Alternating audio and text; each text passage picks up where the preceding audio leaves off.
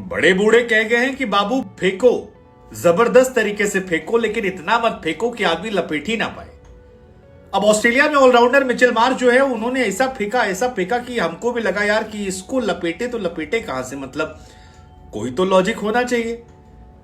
दरअसल Mitchell Marsh जो कि ऑस्ट्रेलिया के एक प्रीमियम ऑलराउंडर है, मुझे बहुत पसंद है एक बैट्समैन के तौर पर। मैं हमेशा कहता हूं कि ऐसे बल्लेबाज हैं जो खतरनाक हैं, लेकिन उनका ये कहना है कि फाइनल में जब इंडिया और ऑस्ट्रेलिया भिड़ेंगे तो ऑस्ट्रेलिया टॉस जीतेगी। हमने कहा चलो हो सकता है भाई, पाकिस्तान वाले कहते ही हैं कि जुगाड़ लगा रखा है इंडिया ने, तो हो सकता है इस बार जुगाड़ जो है वो शायद ऑस्ट्रेलिया के पास चला जाए। फिर ऑस्ट्रेलिया 450 ठोकेगी। हमने कहा चलो जी हो सकता है, अहमदाबाद की पिच है, वहां पे कई बार आसमानी बारिश रनों की होती है, हो सकता है शायद वो भी हो जाए। लेकिन फिर कह दिया जी इंडिया जो है वो केवल 65 रनों पे ऑल आउट हो जाएगी और ऑस्ट्रेलिया जो है वो 385 जीत जाएगी। हमारा मन किया कि बस हम उसके बाद यही उठाने का मन किया हमारा मिचेल मार्श को लेकर, लेकिन हमने कहा छोड़ो जी यार, दिल्ली कैपिटल है, दिल्ली में हम रहते हैं, क्यों फालतू करना। लेकिन जोक्स अपार्ट, मिचेल मार्श की ये कहानी जो है ये काफी ज्यादा वायरल हो रही है और ये बयान उन्होंने एक्चुअली अभी नहीं दिया है, 6 महीने पहले एक पॉडकास्ट में दिया था जिसमें कहा था कि इंडिया ऑस्ट्रेलिया फाइनल होगा, ऑस्ट्रेलिया 450 बनाएगी, इंडिया 65 पे ऑल आउट हो जाएगी 385 से। अब ऑस्ट्रेलिया की टीम में दमखम तो है यार, इसमें कोई दो राय नहीं है। एक टीम जो मतलब पिछले 15 अक्टूबर को 10वीं रैंक पर थी, आज वो वर्ल्ड कप फाइनल खेल रही है 19 नवंबर को इंडिया के साथ, तो no doubt they are very good team. Shoaib Akhtar ने भी कहा था कि एक ऐसी टीम है जो लड़ना जानती है और पिटेगी तो फिर पीटना जानती है और फिर टॉर्चर करना जानती है और वो हार नहीं मानते। That's the best quality about Aussies की, वो लड़ते हैं, आप उनको रगड़ के नहीं हरा सकते हैं, आप वो लड़ेंगे, भिड़ेंगे, मैच में रहेंगे और फिर जीतने की कोशिश करेंगे। और ये उनके साथ नीचे तक है, मतलब ऊपर के बल्लेबाज हैं। मुझे लगता है ऑस्ट्रेलिया का थोड़ा सा मिडिल ऑर्डर लैक करता है, बाकी तगड़ी टीम है। नीचे गेंदबाज भी अच्छी बल्लेबाजी करते हैं। पिछले मैच में देखिए कमिंस और स्टार्क ने 35-40 गेंद खेलकर मैच जिता दिया।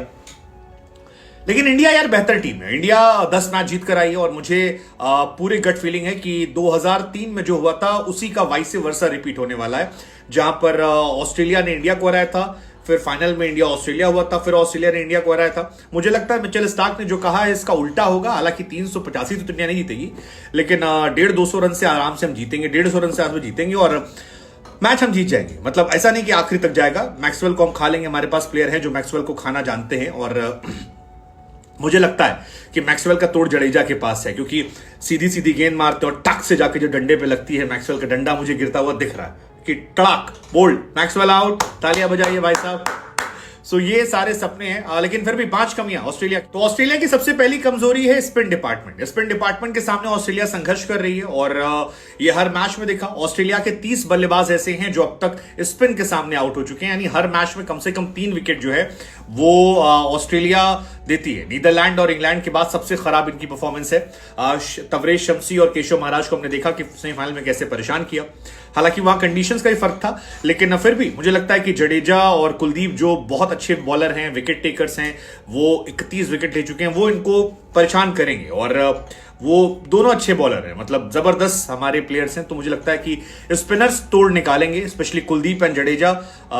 ये एक अच्छी कहानी होना है। दूसरी कहानी है कि ऑस्ट्रेलिया मिडिल ओवर में बहुत संघर्ष कर रही है। ऑस्ट्रेलिया, मैं बार बार कह रहा हूं, अगर आपको हराना है तो आप टॉप ऑर्डर को पकड़ लीजिए, आप ऊपर के 3 विकेट गिराइए, जिसमें सबसे इंपॉर्टेंट विकेट ट्रेविस हेड का। हेड मुझे इसलिए कहता हूं बार बार में क्योंकि वो बंदा 6 ओवर भी रह गया तो इंपैक्ट वाली इनिंग डालता है, तो उसको आपको आउट करना है। एक दूसरा, आपको विकेट निकालना है मिचेल मार्श का। मिचेल मार्श कुछ भी बोले, लेकिन मिचेल मार्श प्लेयर तगड़े हैं और बहुत उनको मैं प्लेयर के तौर पर आइडलाइज करता हूं, उनका भी टिकना जरूरी नहीं है। एंड ऑल्सो वार्नर, हालांकि वार्नर का विकेट हम निकाल लेंगे, वार्नर मुझे उतना खतरा नहीं लगते।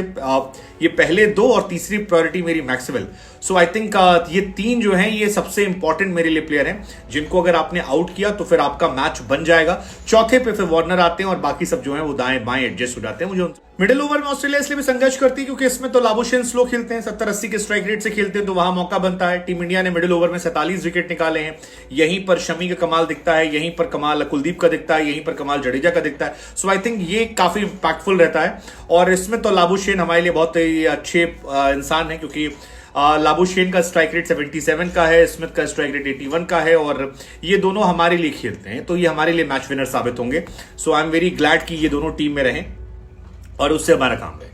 ऑल्सो ऑस्ट्रेलिया के जो गेंदबाज हैं उनका इंपैक्ट नई बॉल से बहुत नहीं दिखा है। मतलब ये मैच पिछला वाला अगर हटा दे तो ऑस्ट्रेलिया की गेंदबाजी बहुत खराब थी। 9 मैच में 9 विकेट उन्होंने निकाले हैं पावर प्ले में, जो बताता है कि बड़ी फुद्दू बॉलिंग रही है उनकी। पैट कमिंस, हेजलवुड और ये तमाम, और उसमें भी 9 विकेट में भी आप देख लो, अगर पहले मैच में इंडिया के 3 गिरे थे, कल 4 गिरे थे, 7 विकेट आप हटा दो 2 मैच में, तो 10 मैच में 13 विकेट है।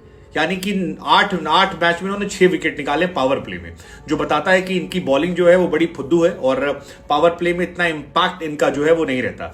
10 मैच में इनका 13 विकेट है, 36 का इनका एवरेज है, 46 बॉल पे हर विकेट मिलता है। सो आई थिंक वो एक इनके लिए एक इशू है। बाकी इनके पास जैम्पा, मैक्सवेल, हेड, ये 3 बॉलर हैं। मुझे लगता है श्रेयस अय्यर यहां काम आएंगे। श्रेयस अय्यर की बैटिंग जो है वो स्पिनर्स को लेकर बहुत अच्छी है और ये 5 लॉजिक है। लेकिन जो उन्होंने कहा है मिचेल मार्श ने, उसको लेकर आप क्या सोचते हैं, क्या राय?